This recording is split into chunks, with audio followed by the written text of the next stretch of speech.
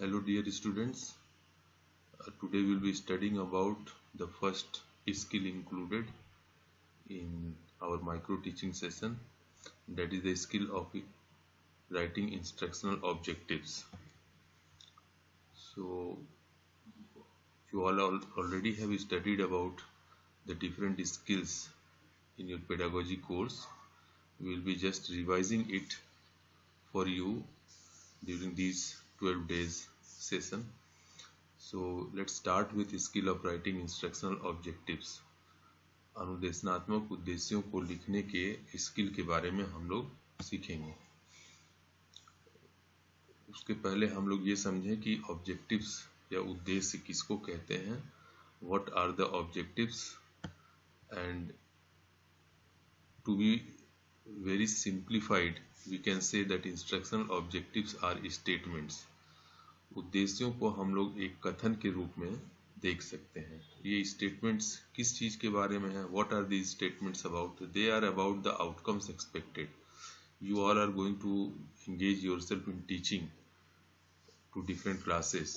Now when you are going to teach, you are also expecting some change in the behavior of the student. When you write those expectations in a statement form, we say that it is the objective. It reflects what should be the outcome of your lesson or what should be the outcome of your instructional activities. So outcomes are the expected as result of your instructional activities. So in a brief, you can say that the other word for objective is statement. So objectives are statements, and statements are about the performance or the change in behavior that you think will be achieved in the students after your instructional activities. Further, we should notice that objectives should always be written in terms of students' behavior. Objectives can be written from both the teacher's point of view and from the student's point of view. When you write objectives for yourself, जब हम अपने लिए उद्देश्य लिखते हैं कि हमें क्या करना है, तो वो हमारे परिप्रेक्ष्य में होता है। लेकिन यहाँ पर इस स्किल में हमें यह विशेष ध्यान देना होगा कि हम ये उन उद्देश्यों को बच्चों के पॉइंट ऑफ व्यू से लिख रहे हैं, तो ये बच्चों के टर्म में होना चाहिए, विद्यार्थियों के टर्म में होना चाहिए। Every objective that you are going to write is to be written in a form of statement, and each statement should be written in terms of student. Now let's talk about the intended outcomes, what you expect from your instruction. A brief definition is given over here about the starting point of writing objectives. So before you start your lesson, before you go for a teaching in a particular classroom, the first thing that you should think, you should clarify is, what do I want the student to do to demonstrate that he or she has learned? Obviously, when you are teaching the students, you have in your mind that they will be able to do, they will be able to perform some activities, they will be able to show their behavioral change in some form.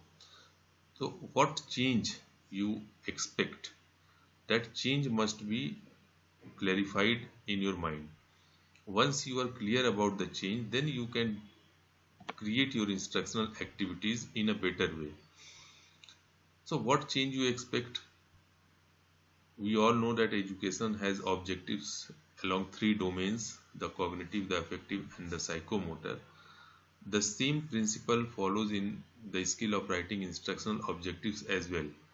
When we are talking about the outcomes of our instructional activities, we are going to think about the outcomes in terms of their cognitive behavior of the student, or the affective behavior of the students, or the psychomotor domain of the students.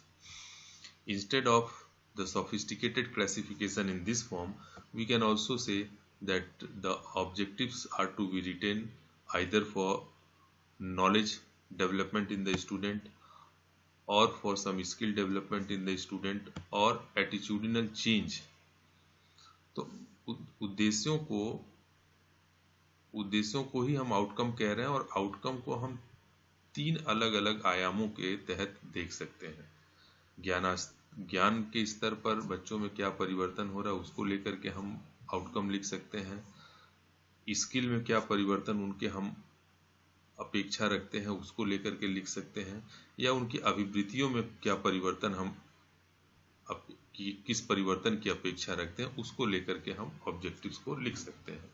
So all the instructional objectives can be written either along the knowledge domain or the skill domain or the attitude domain, and these three things represent the three-way classification of human behavior, that is cognitive, affective and psychomotor. So why objectives? This is a logical question, that why we are focusing so much on objectives, because unless and until you write down the objectives, unless and until you have in your mind where you have to reach, the objectives clarify your end point. It clarifies the particular spot where you want to reach through your lesson. आप किस स्थान पर पहुंचना चाहते हैं, जब तक गंतव्य स्थान का क्लैरिफिकेशन हमें नहीं होगा तब तक हम अपने एक्टिविटीज को सही ढंग से विकसित नहीं कर सकते हैं. So you need to clarify where you want to reach. So the objectives provide you a guide in planning your instructional activities, keeping in view the end, keeping in view what particular change you want the students to achieve. It also helps us in planning our assessment. Once you have the objectives, obviously your assessment will be streamlined, it will be focused, it will be objective, because you have decided the objective first. In accordance to objective you have taught in the classroom, and now in accordance to those objectives you are evaluating the students. So from all the 3 point of view you have to think about the significance of objectives.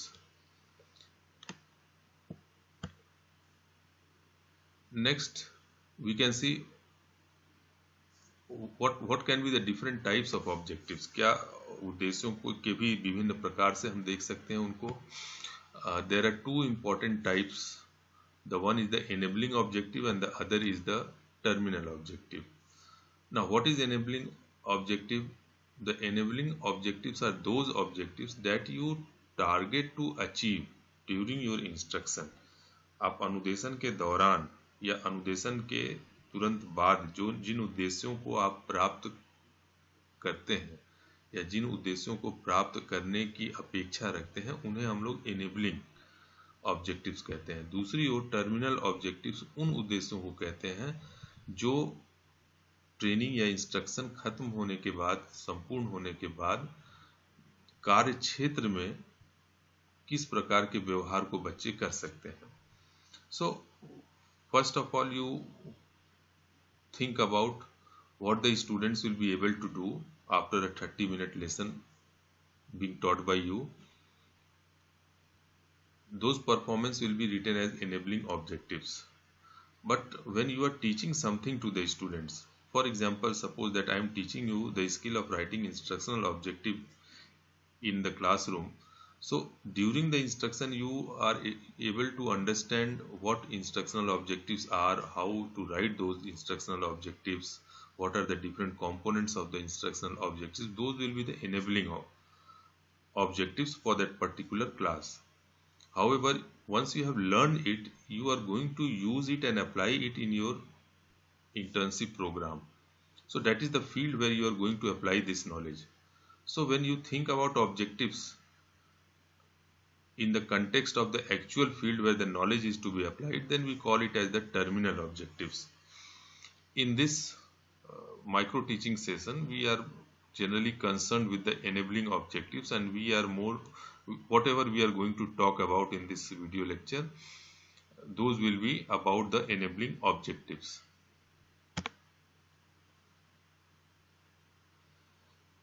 So remember that although there are two types of objectives, but whatever discussion is being done over here, it is all in the context of enabling objectives. Now, how should we write the instructional objectives? As I have told you that every instructional objective can be represented in a form of a statement.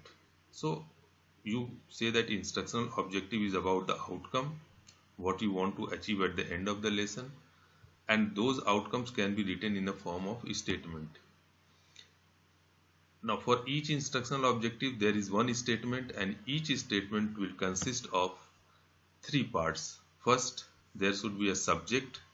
In your case, it will be the student. Second, there will be an action verb. And third, there will be a target that is to be learned. The target over here is the idea that you are going to make students learn, that you are going to teach in the classroom. So the student is one part of the statement. If you think about in terms of English language, we all know that every statement has a subject, a verb, and something to do. So over here the subject is the student, then you will have to select certain action verb and then a certain target content. So these three components will together make one statement about the instructional objectives. So as you can see on the slide, students plus action verb plus learning idea of behavioral content, these three components together constitute the statement of an instructional objective. Let's see this formula through an example. Over here it has been written, students will be able to list 4 different components of a skill of writing instructional objectives. So there are 3 components. The students, the first component is there. Whatever you are writing in terms of a subject, and the subject over here is the student. Then what they will do, an action verb is used to reflect the activity to be performed by the student. The action verb used here is list, and then a target content, and the target content is components of a skill of instructional objectives. So if you combine the 3 points, there will be one single statement that can be read as students will be able to list 4 different components of a skill of writing instructional objective. So this is one statement and it represents one instructional objective. Now let's practice writing. First, how you are going to write the instructional objective. First of all, you will have to select a target content. The target content may be some idea or some topic in your lesson, from the chapter you are going to teach, from in the subject that you teach in the school. So any idea, any topic that you select will be the target content. You can also select relevant skills related to the subject matter that you are going to teach. If you are going to teach science, and if you are going to teach a particular unit in science, you can identify the particular skills that are relevant to that content area and that you want to develop among the students. And finally, it can also be about attitudes relevant to the subject. So we know that those who are teaching science, they want to develop attitude that is relevant to science. Those who are teaching history, they want to develop attitude that is relevant to history. So in this way, in every subject, the teacher also wants to bring about some attitudinal change among the students. So these are the 3 domains along which you can select your target content. The next step will be selection of behavioral target, the level of behavioral target. So you can, as you have seen in the earlier slide, that you can select the content from the cognitive domain, from the psychomotor domain, or from the affective domain. Since we are more concerned with classroom teaching learning process in a particular subject involving particular topics, content, etc., so we will be more concerned with the cognitive domain. Now again, in cognitive domain there are different levels of cognitive functioning. So one good example of classification of the cognitive domain and the levels of cognitive activities was given by Benjamin S. Bloom, and we can use his classification model to select the level of our behavioral target. So we know that in Bloom's taxonomy you have the At the lowest level, you have the knowing and remembering, cognitive functioning. Your objective is related to making students remember the different terms, concepts, definitions, etc. At the next higher level, you have the understanding level, and at understanding level, you want your students to develop a proper comprehension of the rules, the principles, the generalizations, whatever idea you are going to. तो एक समझ विकसित करना जो भी आपका content area है उस पर, ये आपका अगला स्तर होता है। तीसरे स्तर पर हम एप्लीकेशन की बात करते हैं। You think about what ever the students have known and what ever they have understood, so they are able to use, they are able to apply those rules, those generalizations, those principles, etc., those ideas in a new context, in new situations. So these are the three most important, and you will be most often concerned with these three levels in your lesson planning in future. But in Bloom's taxonomy there are also other three levels, and they are the fourth level, that is analyzing. And analyzing is the ability, if you are developing you are writing an instructional objective at the analysis level, that means you are thinking that your students will be able to break down the topic into its constituent subtopics. If you are presenting some idea, then the students will be able to identify the sub-concepts included in that particular concept. So it is breaking down of the idea into its component parts. And then at the fifth level, you have the evaluation or the evaluating aspect. At this level, you write instructional objectives that demands that the students will be able to judge the relevance, the significance of whatever topic, idea or concept you have taught in the classroom.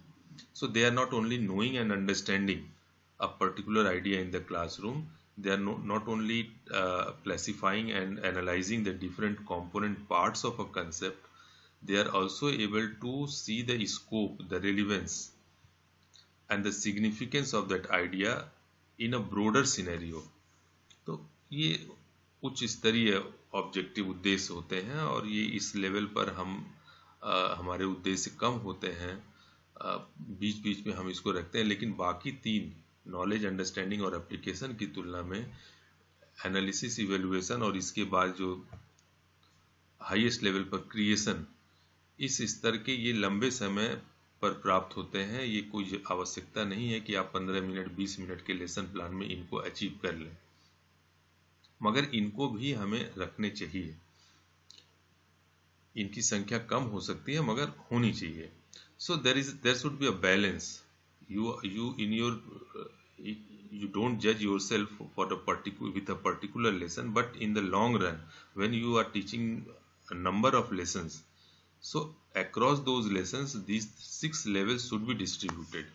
So in creating, at the creation level, you hope that your students will be able to generate the ideas in their own way, in a unique way. They can identify the organization principles, they can create new organization principles, they can present new point of view for themselves, and then it will mark the highest level of creation, is the highest level of cognitive functioning. So in this way there are 6 different levels as classified by Bloom, and you can make use of these 6 different levels while writing the instructional objectives. In step 3, you have to select the action verb. You have selected the level, and then based on the level you have to select the appropriate action verb. Student performance, as we have seen in the earlier slide in Bloom's taxonomy, students' performance can be seen at 6 different levels. They can remember something, they understand something, they apply the knowledge in different contexts, they analyze the knowledge, they are able to evaluate or judge the knowledge, and finally they are able to create something. So whatever level, suppose you have selected the knowledge level, then you have to select proper action verb to represent student performance at that level. If you are using analysis level, you have to select appropriate action verb that represent the analysis level. So student performance at each level should be written in a statement form using proper action verb that is relevant to that particular level of learning. And the selection of proper action verb is the major criteria of adequateness and comprehensiveness of your instructional objectives. Now, after the three steps, you come to the fourth step, and the fourth step is the synthesis step. You have identified the target, content, you have identified the level of learning, and you have identified the action verb. Now you have to synthesize all the three to create a proper statement representing one instructional objectives. So while writing the instructional objectives, we start something like this: students will be able to. So when you write students will be able to, it means one of the condition of writing instructional objective is satisfied, and that condition is that the objective should be written in terms of students. So right at the beginning you have written students will be able to. It means whatever you are saying is being, whatever you are writing as instructional objective is being written in terms of students. Next, we extend the statement students will be able to define or differentiate. So condition 2 is satisfied, that whatever performance you are thinking about the student, they are observable, they are measurable. When you are writing differentiate, the student will be able to show the performance by differentiating between A and B. When you are saying that the student will be able to define, so define show some action on part of the student. So define or differentiate. Define is an appropriate action verb for the knowing level. Differentiate is an appropriate action verb for the understanding level. So the second condition of observable behavior is being satisfied in writing the instructional objectives. Then students will be able to define electricity. The third condition is being satisfied. The statement is now complete over here. Students will be able to, first condition satisfied, written in terms of students. They will be able to define. The second condition is satisfied, that observable or measurable behavior is being reflected over here. And then electricity, so the target content is also included. So it makes a complete sentence. So one complete statement is there, and that one complete statement is going to reflect one instructional objective for you.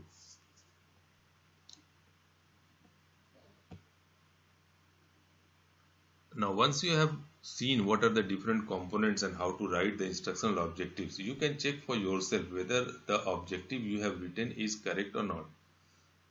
First of all, you can check whether the statement has been written in terms of student, the learner. The statement students will be able to is written in the objective. It is written in there, then the first condition is satisfied and you are going in the right direction. Second, you can see whether the student performance is written in some observable and measurable term. This I have written in bold and capital letter over here just to emphasize that whatever verb you are using to show student performance, that must be observable and measurable. You think for yourself whatever you have written. If you have written the student will be able to understand, so you think yourself whether the word understand can help you observe and measure the student behavior. If the answer is no, then the statement is not written properly. So example is given over here, students will be able to explain or define. So explain is a verb that has been written in its active form. Define is a verb that has been written in its active form. So it clearly shows that the behavior can be measured, the behavior can be observed. So if it is written in that form, then the objective is being written correctly. Then you can further check whether the minimum performance expected from the student is specified in the statement or not. for example, students will be able to list 4 examples of non-metals. So here 4 examples. The sentence include 4 examples. If I can, if you write students will be able to list examples of non-metals, it is not specifying the minimum level of performance. But once you have added the word 4 over there, it clearly specifies the student should mention at least 4 examples to make you assure that the students have learned the idea as written in your objective. So it presents the condition for minimum performance level. If all the 3 conditions as we have discussed over here are satisfied in your statement, then you can say that this statement is a correct statement to represent an instructional objective.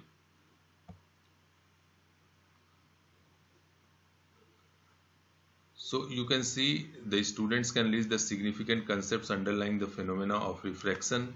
I have given you a list of different objectives. So 3 objectives are written over here. You can add more over here. The idea behind showing the 3 objectives together is that the objectives has been written across the different levels. For example, if you see the first objective, list the significant concepts underlying the phenomena of refraction. So it represents the objective written at a higher level. It represents the objective written at the analysis level. We all know that refraction is a concept that includes many sub-concepts.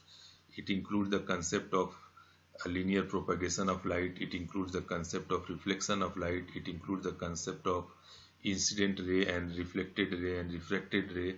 So whether the student is able to identify all these. So the main idea, the main concept is that of refraction. And then there are several sub-concepts included in it.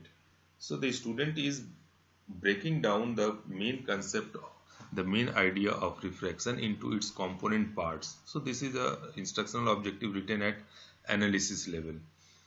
Then the second objective, students will be able to differentiate metals from non-metals on minimum 3 points. So obviously differentiation is an action verb that is relevant for comprehension level. So the second objective is from the understanding level of Bloom's taxonomy. The third objective is the students will be able to classify at least 5 of the 8 given list of objects into metals and non-metals. So if the list of objects is provided to the students and the students have not interacted about these objectives in the classroom, they can use the principle behind or the characteristics of metals and non-metals and apply on these lists to classify them into metal and non-metal. So this is an application level activity. So you can see that the objectives written over here are from different levels. So when you are writing the instructional objective for your lesson, you should try to include objectives from different levels. Don't focus on writing objectives at a single level. All the objectives being written at the knowledge level or all the objectives are being written at the understanding level. You should try to at least make your objectives from minimum 3 initial levels in the Bloom taxonomy. So that will be then it will be said that your instructional objectives has been well written and spread across the different levels of cognitive functioning. So the condition 4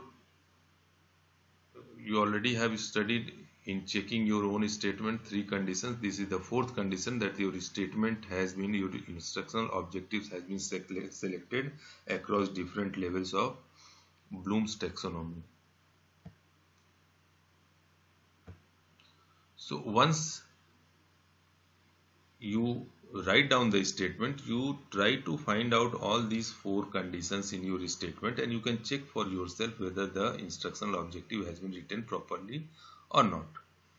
Now the list of action verbs for each level of Bloom taxonomy is available in the literature. I will just send you a list of the action verbs to be used most probably by tomorrow. You go through this video lecture and the list that will be provided to you, and your assignment related to this particular skill will be to write down at least 5 instructional objectives. The format for writing down the instructional objectives will also be attached in your Google Classroom. You can visit over there and you can see over there. So till the next skill, you go through the video lesson and complete the assignment. We will again meet with you with the second skill. Thank you.